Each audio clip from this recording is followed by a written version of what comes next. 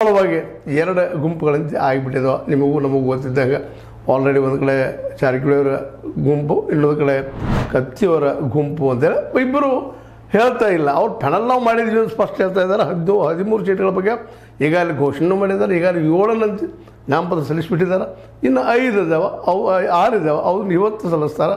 ಆ ಸಲ್ಲಿಕೆ ಮೇಲೆ ಎಷ್ಟು ಅವಿರೋಧ ಎಷ್ಟು ವಿರೋಧ ಅನ್ನೋ ಸಹಿತ ಸ್ಪಷ್ಟ ಆಗ್ತಾ ಇನ್ನು ಹುಕ್ಕೇರಿ ಬಗ್ಗೆ ಹೇಳುವಂಥದ್ದು ಅಲ್ಲಿಯೂ ಸಾಧಿಸ್ಬಿಟ್ಟಿಗೆ ವಿರೋಧ ಆಗ್ತದೆ, ವಿರೋಧ ಆಗ್ತದೆ. ಒಟ್ಟು ಇಲೆಕ್ಷನ್ ಮಾತ್ರ ಆಗ್ತದೆ ಅನ್ನೋದು ಭಾಳಷ್ಟು ಮಾತುಗಳು ಅಲ್ಲಿ ಅಭಿಪ್ರಾಯ ವ್ಯಕ್ತಪಡಿಸ್ತಾ ಇದ್ದಾರೆ. ಯಾಕಂದ್ರೆ ಇಲ್ಲ ಅಲ್ಲಿ ಗೆಲ್ಲಲೇಬೇಕಾಗಿದೆ ಈ ಸಲ ನಮ್ಮ ಜಾರಕಿಹೊಳಿ ಸಹೋದರಿಗೆ.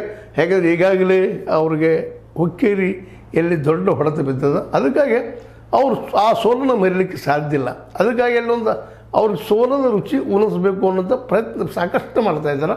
ಆದರೆ ಕತ್ತಿಯವರು ಸಹಿತ ಅಸಾಮಾನ್ಯರಿದ್ದಾರಲ್ಲ, ಅವರು ಸಹ ತಮ್ಮದೇ ಅಂತ ಇವರು ಮಾಡುವಂಥ ಹಿಡಿತವನ್ನು ಅವರು ಮಾಡ್ತಾಯಿದ್ದಾರೆ. ಹೀಗಾಗಿ ಅಲ್ಲೊಂದು ಜಂಗಿ ನಿಕಾಲಿ ಕುಸ್ತಿ, ಯಾರಾದರೂ ಅಲ್ಪಾಂತರದಲ್ಲಿ ಗೆಲ್ತಾರೆ ಅನ್ನುವಂಥ ಮಾತು. ಇಲ್ಲಿವರೆಗಿನ ಡೆವಲಪ್ಮೆಂಟ್ ನೋಡಿದರೆ ಅಲ್ಲಿ ಕತ್ತಿಯವ್ರನ್ನ ಸೋಲಿಸೋದು ಜಾರಕಿಹೊಳಿ ಸಹೋದರಿ ಕಷ್ಟ ಏನೋ. ಆದರೆ ಇವತ್ತು ಒಂದು ಮಾತುಗಳು ಕೇಳೋದು ನೋಡಿದರೆ ವಿಶೇಷವಾಗಿ ಇಲ್ಲ ಅಲ್ಲಿ ಸೋಲಿಸಲೇಬೇಕು ಕತ್ತಿಯವರು ಅನ್ನುವಂಥ ಹಟ್ಟಕ್ಕೆ ಬಿದ್ದಿದ್ದಾರೆ ಜಾರಕಿಹೊಳಿ ಅವರು. ಸ್ವತಂತ್ರವಾದ ಮೀಡಿಯಾಗೆ ಬೇಕಾಗಿರುವುದು ಸ್ವತಂತ್ರ ಧ್ವನಿ. ಆ ಸ್ವತಂತ್ರ ಧ್ವನಿ ಉಳಿಸಲು ನೀವು ಮಾಡಬೇಕಾದದ್ದು ಇಷ್ಟೇ. ಅದೇನಪ್ಪಾ ಅಂತಂತಂದ್ರೆ ನಿಮ್ಮ ಕೈಲಾದಷ್ಟು ಸಹಾಯ ಈ ಚಾನಲ್ಗೆ ಮಾಡಿ ಹಾಗೂ ನಿಮ್ಮ ಧ್ವನಿಯನ್ನು ಕಾಪಾಡಿಕೊಳ್ಳಿ. ಯಾಕೆಂತಂದ್ರೆ ಅದು ಅವರಿಗೆ ಈಗಾಗಲೇ ಪ್ರತಿಷ್ಠೆಗೆ ಪೆಟ್ಟು ಬಿದ್ದಿದೆ. ಮತ್ತು ಜಿಲ್ಲಾ ಮಟ್ಟದಲ್ಲಿ ಇನ್ನೊಬ್ಬ ನಾಯಕನ ಹುಟ್ಟು ಹಾಕೋದು ಅವ್ರಿಗೆ ಬೇಡ ಆಗ್ಯದ. ಯಾಕಪ್ಪ ಅಂತಂದ್ರೆ ಆಲ್ರೆಡಿ ಸಾಕಷ್ಟು ಚರ್ಚೆ ಮಾಡಿದ್ದದ. ಬೆಳಗಾವಿ ಈಗ ಏನಪ್ಪ ಅಂದ್ರೆ ಒಂದು ರೀತಿ ಅವ್ರಿಗೆ ಅನಿವಾರ್ಯವಾದಂಥ ಅದ್ರ ಡಿಸಿಸ್ ಬ್ಯಾಂಕ್ ಅದು ಮೊದಲೇನೋ ಒಂದು ಪ್ಲ್ಯಾನ್ ಮಾಡ್ಕೊಂಡು ಬಂದರು. ಬಟ್ ಇವತ್ತಂತೂ ಅದ್ರ ಗೆಲ್ಲಲೇಬೇಕು ಅನ್ನೋದು ಅನಿವಾರ್ಯತೆ ಬಂದು ನಿಂತುಬಿಟ್ಟಿದೆ ಇವತ್ತು.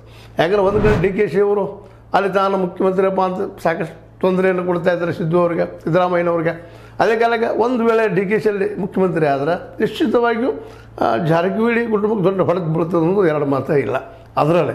ಅದಕ್ಕಾಗಿ ಬೆಳಗಾವಿನ ತಮ್ಮ ಕಬ್ಜಾಗಿ ತೆಗೆದುಕೊಂಡು DCC ಬ್ಯಾಂಕಿನ ತಮ್ಮ ಸುಪರ್ದಿ ತೆಗೆದುಕೊಂಡು DKC ಅವ್ರಿಗೆ ಬೆನ್ನು ಹತ್ತುವಂಥ ಒಂದು ಪ್ಲ್ಯಾನು ದೂರದೃಷ್ಟಿ ಅದ. ಅಲ್ಲಿ 19 ಒಳಗೆ ಇದೆಲ್ಲ ಡಿಸೈಡ್ ಆಗಿ ಹೋಗುವಂಥ ವಿಚಾರಗಳಿದ್ದಾವೆ.